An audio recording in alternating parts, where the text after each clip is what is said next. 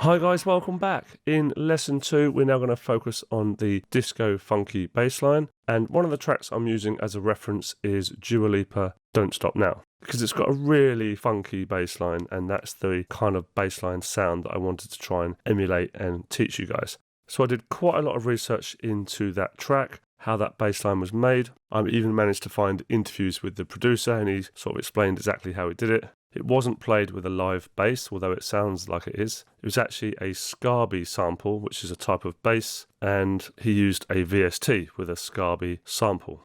So I managed to scour the internet and find a sample of the Scarby bass, because I wanted it to be a similar sound. And this is going to be layer 1. And you'll hear in a second that it will sort of make up the middle throaty part of the bass. There are going to be a lower end and a slap bass layer to it as well, which are the little quirks that I put into it.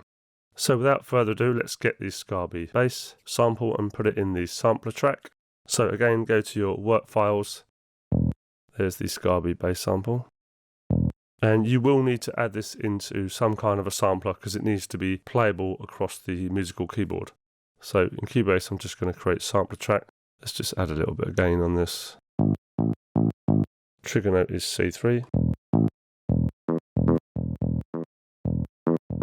So you'll see that I was playing octave pops there, which we'll definitely be using in this style of bass line. Do do do do do do do do do do do is really, really important in this kind of disco genre. But I happen to know this Scarby bass note is actually a note of E. So when we come to program MIDI, I want to be able to program in E just because it makes it easier. So let's just do that quickly now.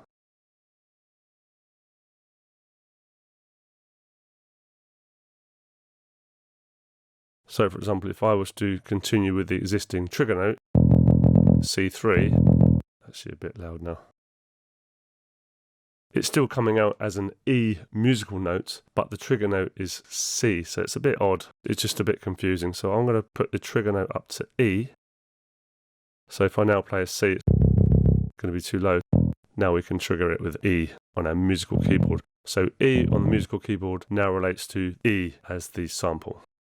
So now we've got to program in something. I would normally play this in on keyboard, but I've got a bit of latency due to using voice meter here as my sound card drivers to record this tutorial. So it's going to be something like this. Just bear with me while I just program this in. So octave pop. So it's going to be something like that. It's going to be a little bit fiddly to get this right. Probably take off the grid. I find it better to be off the grid with this kind of sort of bass line. Be something like this.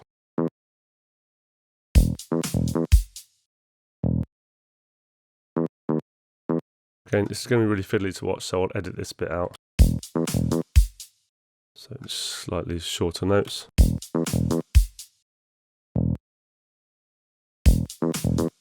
And we'll also mess around with the velocities. So let me just program this in, and then I'll come back to you in a second.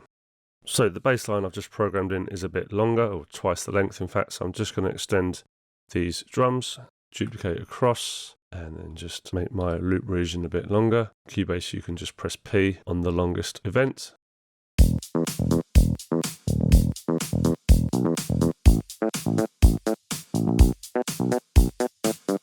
So you can hear it's quite funky, and it's providing the mid-range of the bass line there, that Scarby sample. So let's just have a look at what I've programmed in. The MIDI will be available in the work files as well, so you don't have to program this in yourself. You can copy this if you want, or you can just go and get the MIDI file and drag that in. So lots of octave pops here. Do, do, do, do. And then a little fill here, which I added right at the end.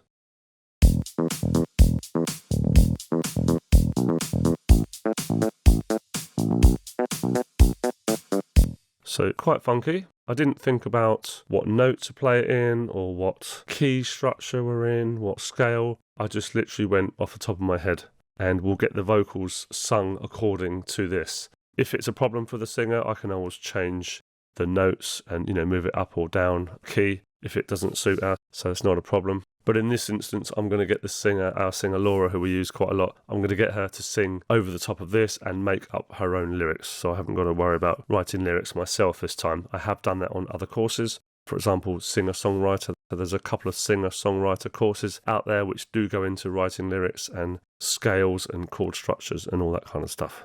So you'll also notice that I've messed around with the velocities as well, because no bass player plays the note exactly the same strength.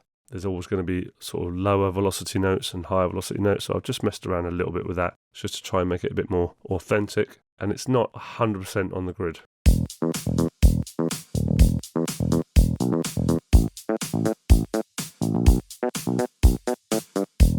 Let's just turn down the gain a little bit.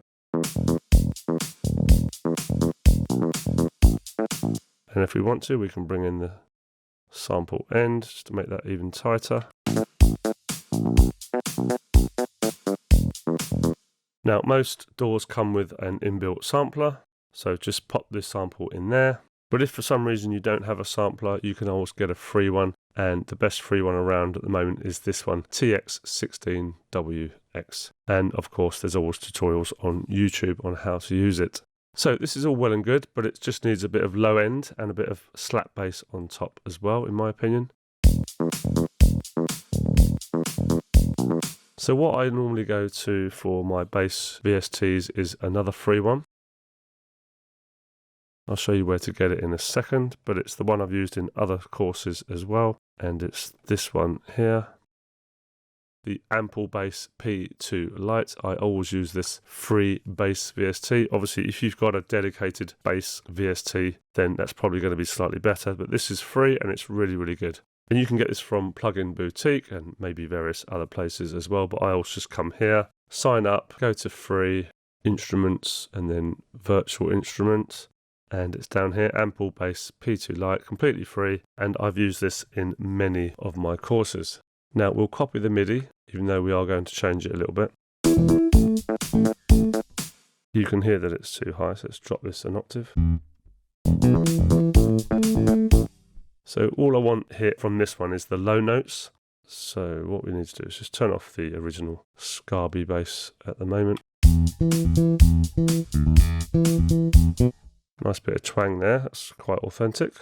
Put this down again. So I just want that low note there, that E.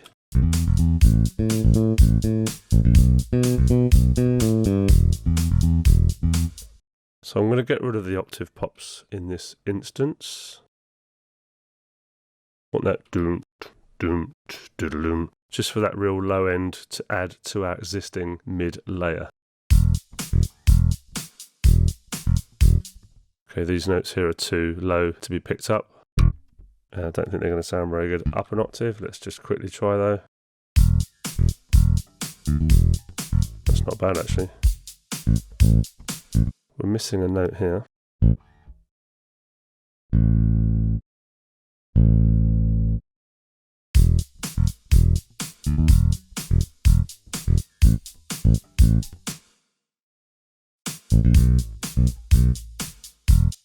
Okay. Let's just see how they work together.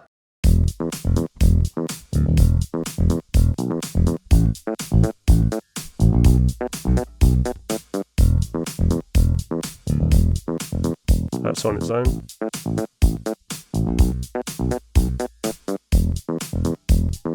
I'm not going to have these funky flicks in. I want the low do do do do do do.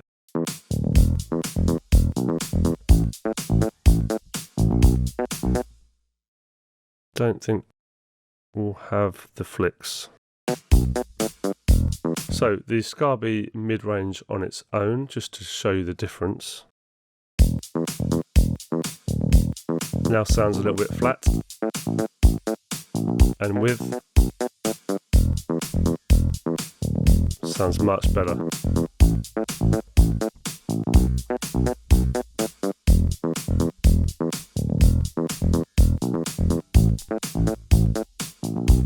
Okay, that sounds pretty good. So it's just adding a little beef in the low end. My third layer that I put in was the slap bass. Now I did hunt around for a slap bass, Just naming my stuff as we go. Shift and Enter to name the part as well. Yeah, so I did look around for a slap bass, a free VST, but I couldn't find one. There's loads of bass VSTs out there, but they're all paid for.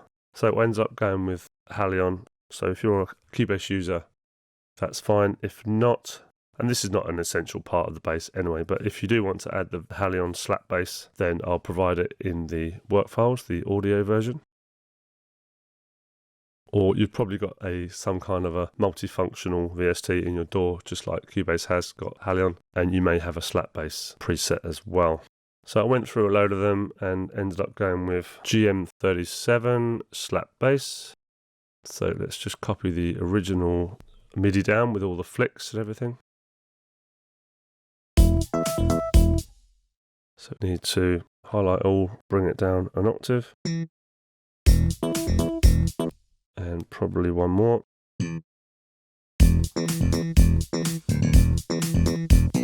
Let's take off. Just want the top end on this. So you can see there's quite a bit of low end in that slap bass, which we don't want. Our low end is being provided here.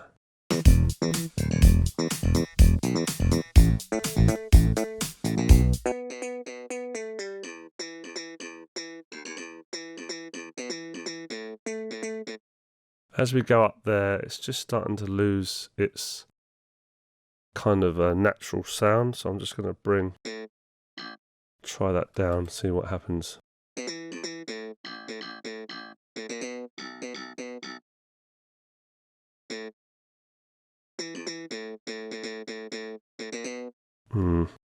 Maybe we'll get away with it because it's quite low in the mix.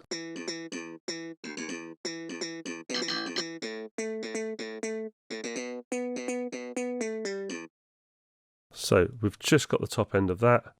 This is providing the low end.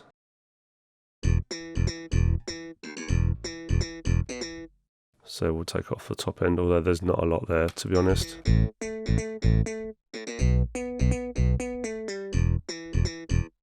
And this is providing the mid, the Scarby sample.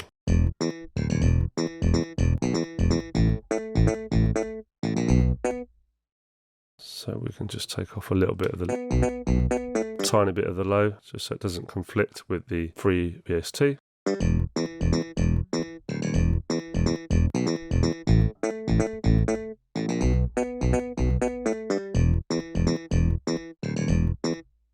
So let's just turn the slap bass down a bit, it's just a bit overpowering.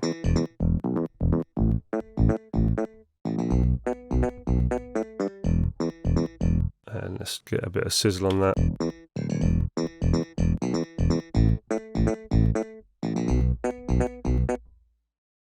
And let's just shorten these off a little bit. They don't sound quite natural to me.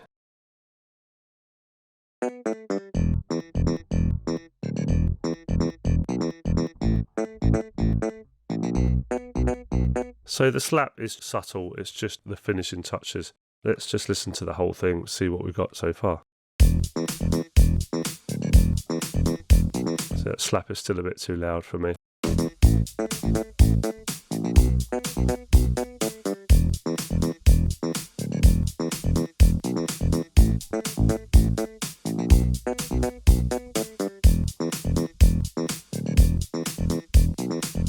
So let's quickly group these together and add a compressor to add all three layers together. Good practice to do that, because when you compress different layers together, they tend to start working a bit more together. That way they sound a bit more cohesive.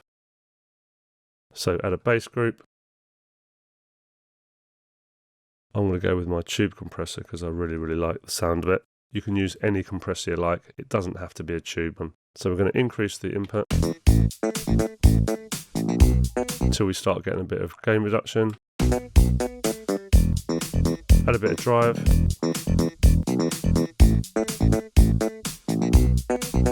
Character.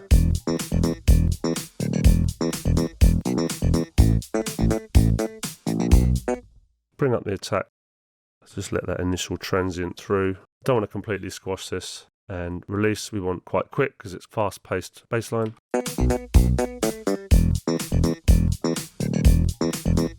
So without compression. Just match off the volumes. We'll bring down the output because the output is a bit louder with the compression on.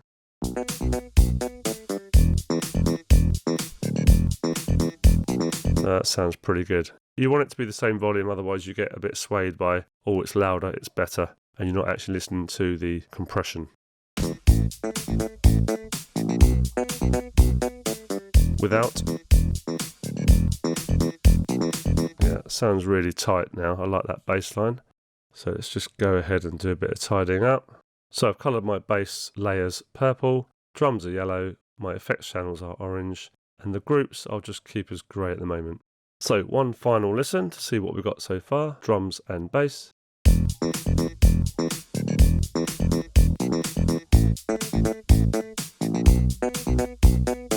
Bring down the slap again, it's just a little bit too much.